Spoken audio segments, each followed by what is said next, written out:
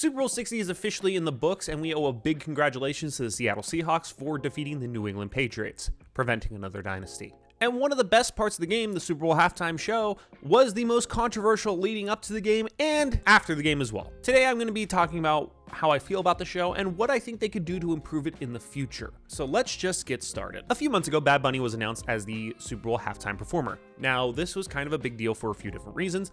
The main one being that he only performs speaking Spanish. He has appeared in songs featuring other artists who do speak English, but he performs solely in Spanish. Now, obviously, this set off two different camps, one being thinking this is amazing, the other having their issues with it. At this channel, we try to prevent politics in any way, shape, and form because sports is supposed to be a unifying factor, but this is a situation where it calling both sides out. Because if we are going to sit here and pretend that Bad Bunny's Super Bowl performance was anything other than average to slightly above average, we're being disingenuous with ourselves. Personally, I thought it was good. I thought visually it was fine.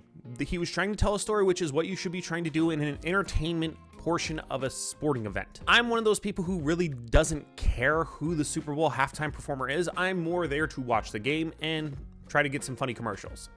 This year did not really deliver on the funny commercials. Most of the time, halftime performers for me, I'm usually grabbing snacks, grabbing a drink, doing whatever. You know, I really don't care. But this year I did watch because I wanted to see what all the controversy was. Where I will say there were some negatives is I didn't understand what he was saying. Now look, I'm not somebody who's going to sit here and say I don't listen to foreign language music. I do. I used to DJ weddings. I listened to some cumbia, merengue.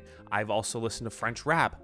I listen to European EDM music. I don't care what language the music is in as long as the music is good. I think there were a lot of audio issues at the Super Bowl as it's a live event. He's moving around. I just don't feel like I really was able to really hear a lot of him. I felt like I was hearing more of the beat and everything like that, which was cool, but I didn't really feel like it was over the top. I will say the wedding was really cool. That was a real wedding, and I thought that was a really cool way to do something so memorable for that couple. So there were, again, awesome elements to it.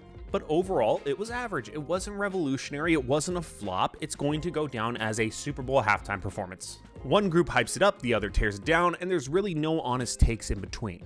And a lot of this has to do with immaturity as well as partially on the NFL, because I understand why the NFL's doing it, and it makes sense from a business perspective. They're trying to expand the game. They are trying to make football an international sport just like soccer is. And I know I'm going to get Europeans in here saying, football, blah, blah, blah. Yes, it is soccer, because guess what? The British brought it over to America, calling it soccer to differentiate between rugby and soccer. Then all of a sudden, they started calling it football and switched over. If you know anything about Americans, we're stubborn as hell, so it will always be soccer, and you have the Brits to blame for it. How dare you? The NFL is trying to make a global game out of a game that is literally mostly domestic. Most of the Super Bowl viewership comes from the United States. Yes, there is some international viewership as well, but the vast majority of it is coming from the United States. So having a Spanish-speaking artist like Bad Bunny, who is internationally famous, has a bunch of streams on Spotify, one of the top streamed artists in the world, makes a lot of sense for the NFL to go, hey, how do we get some new viewers into our game? The problem is they chose one of the most boring Super Bowls until the fourth quarter to present this star, so it's not going to really grow your game that much. This is what's going to be par for the course. The NFL eventually wants to get to 16 international games a year, one per team. That's a crazy amount of international games, especially for a sport that, is considered mostly American. If you go on X, most Europeans don't give a shit about football. They care more about soccer, and they will let you know about it, claiming that the World Cup does better than the Super Bowl. Well, no shit, it's a 4-year international tournament. If it doesn't do better than the Super Bowl, we have a problem. But in the NFL's need to grow as well as appease its current fan base, they need to change the Super Bowl setup. And I have two different ideas on how to do that. Option one is having a DJ-centered halftime performer. Think like a Calvin Harris, a David Guetta, A-Lock, Martin Garrix, Marshmello. Artists like that who have a bunch of hits with a bunch of different artists. What you can do is literally have the DJ be the main focal point of the entire show, having lights, lasers, pyrotechnics, bringing the energy up, but bring in those different artists throughout the show. Like if you went with Calvin Harris, you could go from Calvin Harris to Dua Lipa, to Rihanna, to Haim, to Ellie Goulding. You have a bunch of names out there that can appease a lot more people, cast a wider net than just selecting one artist who have a couple features here and there. This also helps limit these big performers to having one or two songs, and most of the responsibility being on the DJ to help bring the energy, keep the energy going, keep the flow going. It would literally go from, DJ starting a song, bringing out artist one singing that song, transitioning to artist two, all flowing together while a live show. It would be a lot, but it would be a lot more entertaining than just having one artist, in my opinion. Why I think this would work is it would continue to bring constant hype and excitement for who the next artist possibly could be. And appeasing a wider audience, especially internationally, who do like more EDM music, I think it would be a much better solution than to what they're doing now. This worked in the past. Think of somebody like Usher, who was able to bring on Alicia Keys and Lil Jon, Bruno Mars in 2014 when he brought on the Red Hot Chili Peppers, Coldplay in 2016 when they brought on Beyonce and Bruno Mars. It's something that has worked in the past and something that I think would definitely help bring more entertainment value to the Super Bowl halftime show. The second idea I have would be more like a festival setting for the Super Bowl halftime show. They don't even announce who it is. They keep it a mystery. Like, you know how Pepsi always does like their big reveal and shows who it is?